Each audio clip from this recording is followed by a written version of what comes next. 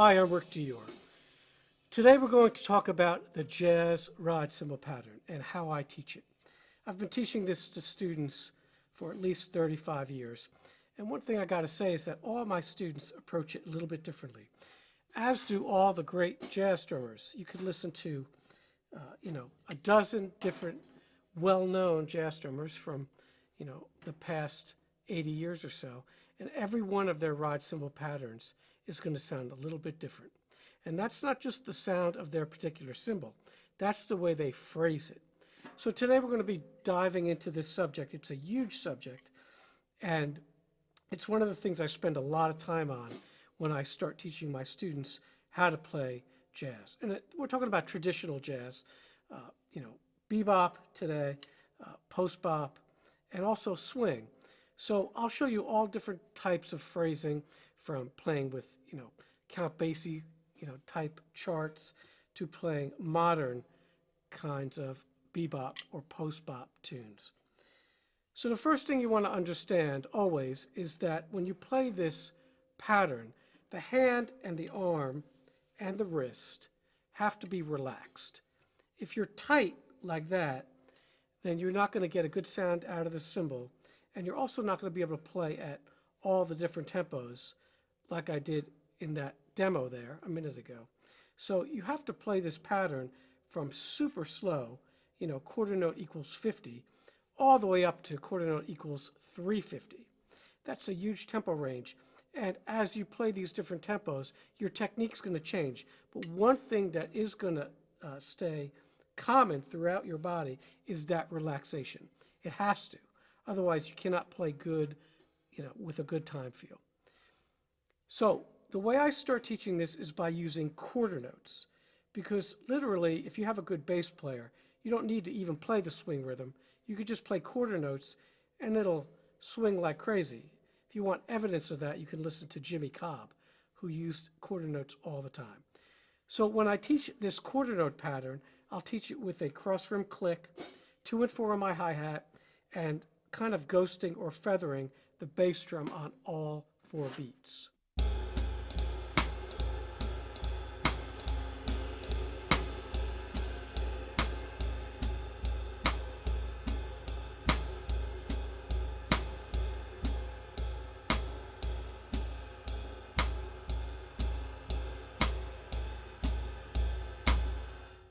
That's it, all right? And so when you hit that cymbal, you just want to let the stick bounce off of it like this.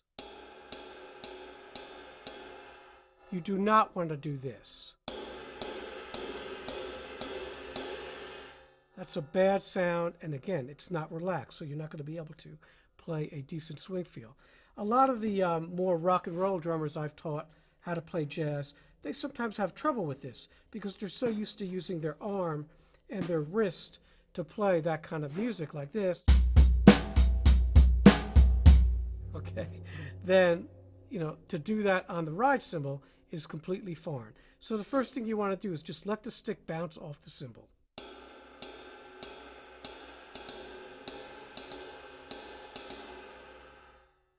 So after you learn the quarter note, you can start introducing that triplet figure that I just played there. So that is the typical prototype ride pattern.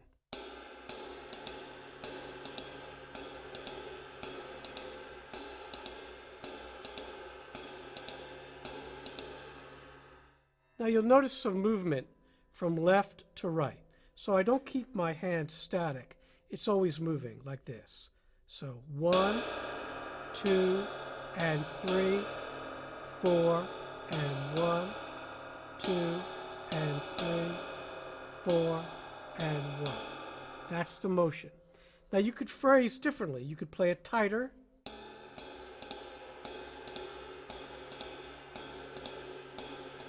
Or you could play it more wide open.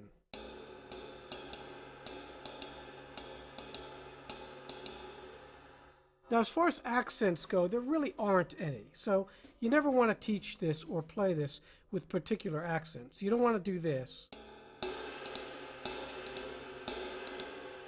Okay, some people do that. Certain players will play an accent on the and of the triplet like this.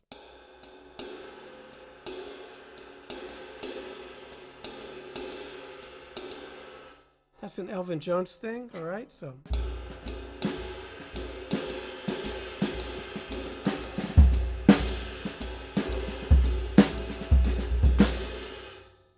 That's perfectly fine, but you don't do that in the beginning.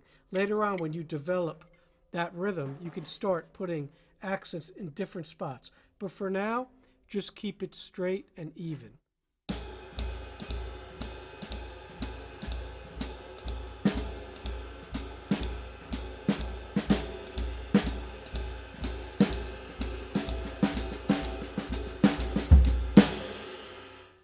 Now, after that's somewhat comfortable, what you want to do is open up any jazz coordination book. You can use the Chapin book, you can use John Riley's books, there's dozens and dozens of them, my books.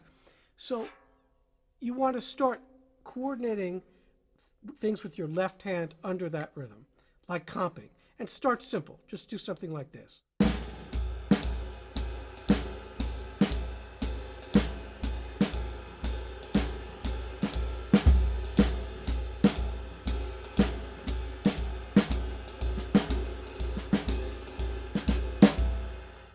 So it's important to work through these books, but it's also really important to sometimes close the books and play with music. There's lots of these play-alongs. Alan Cox has a good book, Meet the Bass Player, where you can play along with just bass and guitar tracks. The Art of Playing with Brushes by Adam Nussbaum and Steve Smith has some good play-along tracks that you can use for sticks. It's written for brushes, but you can use sticks with it. There's also lots of play-alongs in the John Riley books. There's big band play-alongs. Anything you could play that doesn't have drums on it already, but bass and piano. There's also lots of records, by Nat King Cole where there's no drums at all. Records like that, Diana Krall, there's no drums. There's just vocals and bass and piano. Those are great to practice with. Okay, so you can go on Spotify and find things like that. But the whole idea is to play with music and record yourself with music as well. So you can make sure you're getting the sound that you want and that you hear in your head. I would also definitely suggest studying this kind of thing because the teacher can point out lots of inconsistencies and idiosyncrasies in your playing. Things you're doing wrong that they could comment on in 1 minute that might take you years to discover if you don't have that outlet or that help from a teacher. So that's really important when playing this music. So the first tempo I usually teach is like quarter note equals 100, which is around here.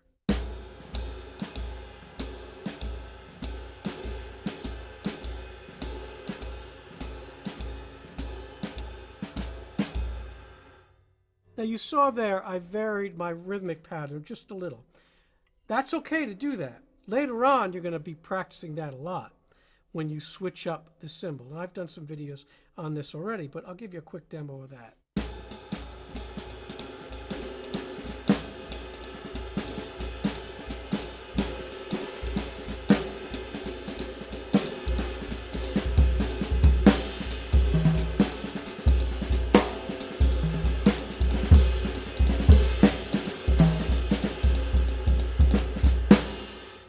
So there I'm taking different rhythms within those triplets and I'm mixing things up, playing it forwards, playing it backwards.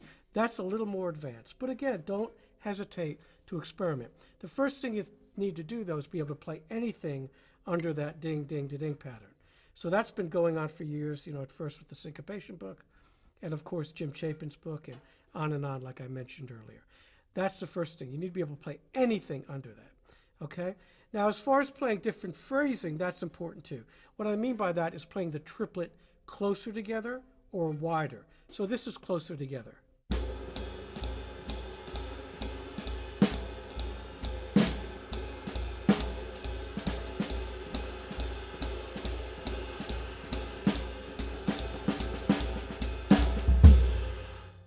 And this is wider.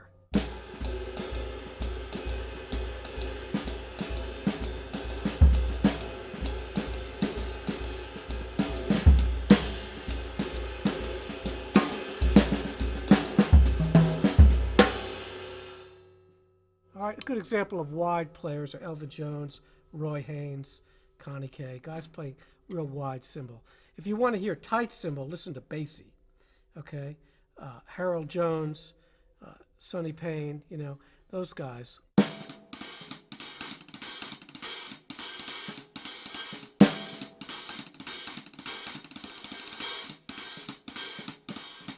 where Freddie Green's just strumming on that guitar on quarter notes. So that's what you want to try to learn, the phrasing of different things, because sometimes you need to do that to lock in with different players, play with different ride cymbal phrasings. So then we come to tempos. Now, I've already done videos on playing fast. I'm getting ready to do one on playing slow. That's even harder. But I'll start that here. So when you play really slow, you got to have that triplet in your head.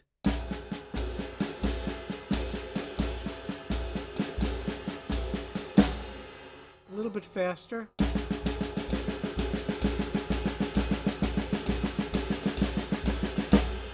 So that's what's in my head, what the left hand's playing, okay? That keeps time, that triplet feel. But as you go faster, that triplet feel disappears. So we'll do another accelerando like I did in my opening demo.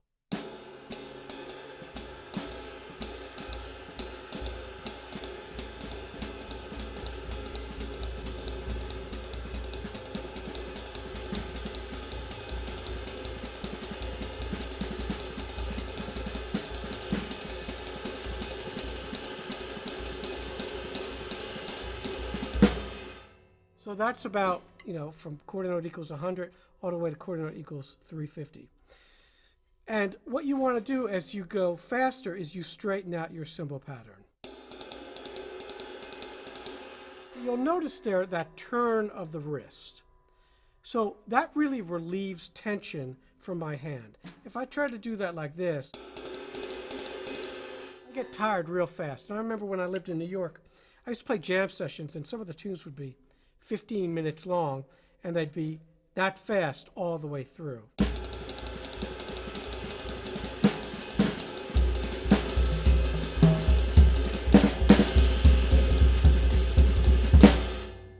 They'd decide they want to play Cherokee, and you'd have a line of horn players that would go around the block. But the drummer, you have to do it. You got to keep up. So the way you do that is you turn your wrist outwards like this. And I'm throwing the stick, but also reinforcing it with my fingers.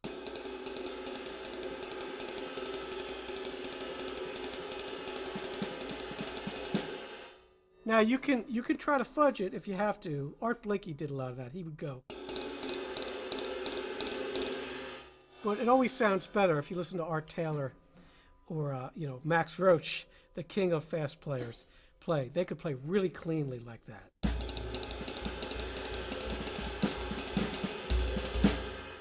And if you want the fastest possible tempos, you can check out that Sonny Rollins record, Tour de Force, where they play some really fast tunes on there. I think one of them is called Be Quick, and maybe the other is called Be Swift. And that's pretty much the fastest that I've ever heard someone play for a long period of time. So, he's not always playing that ding-diddling, diddling, diddling. He's sometimes playing quarter notes, but he is doing it. And if you can play that fast, you'll be able to play with anybody. All right, Sonny Rollins was known for being able to play unbelievably fast and clean as far as a saxophone player goes. So that twist of the wrist really allows your hand to relax so you don't cramp up. And remember, you're throwing the stick, bouncing it, but then you're reinforcing it with the fingers.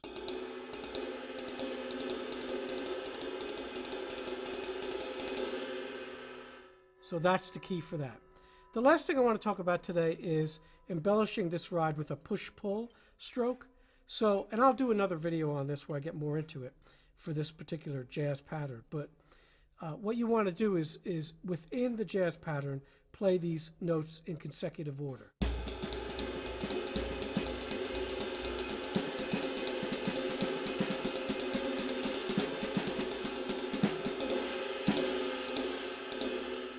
So you see there, I'm showing you that motion.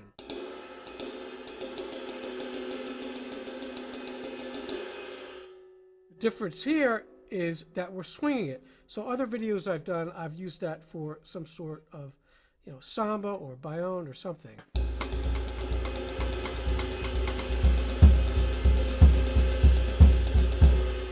And lots and lots of drummers do that. But you can also apply it to the jazz swing feel.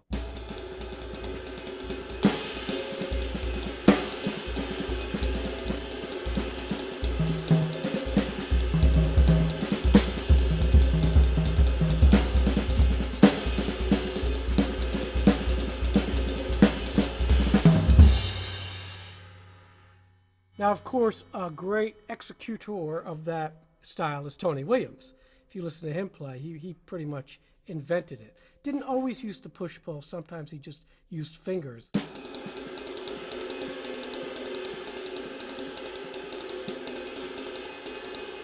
he did also use a push-pull.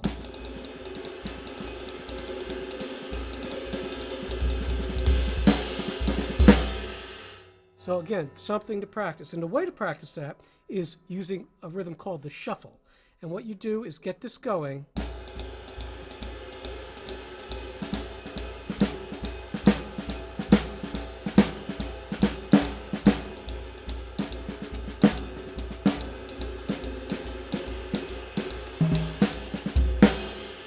And just try to improvise and practice your coordination exercises that we spoke of earlier under that continuous triplet rhythm. You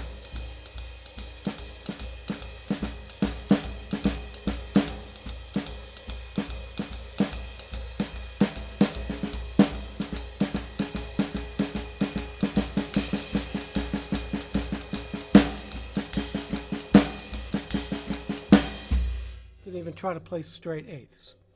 Okay, so I hope this gives you a better idea of how I teach this and the steps I take. But again, your rhythm might sound different. You listen to a dozen great drummers, it's all going to be a little different.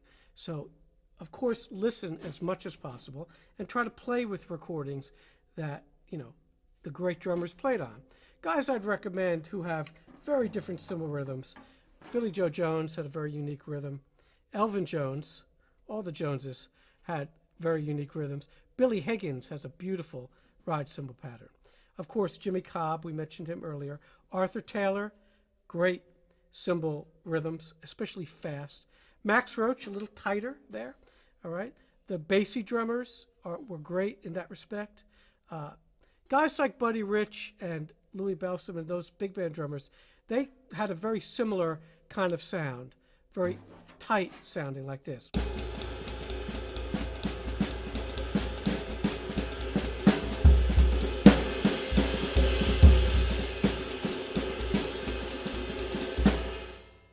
Where the bebop drummers have a more spread sound.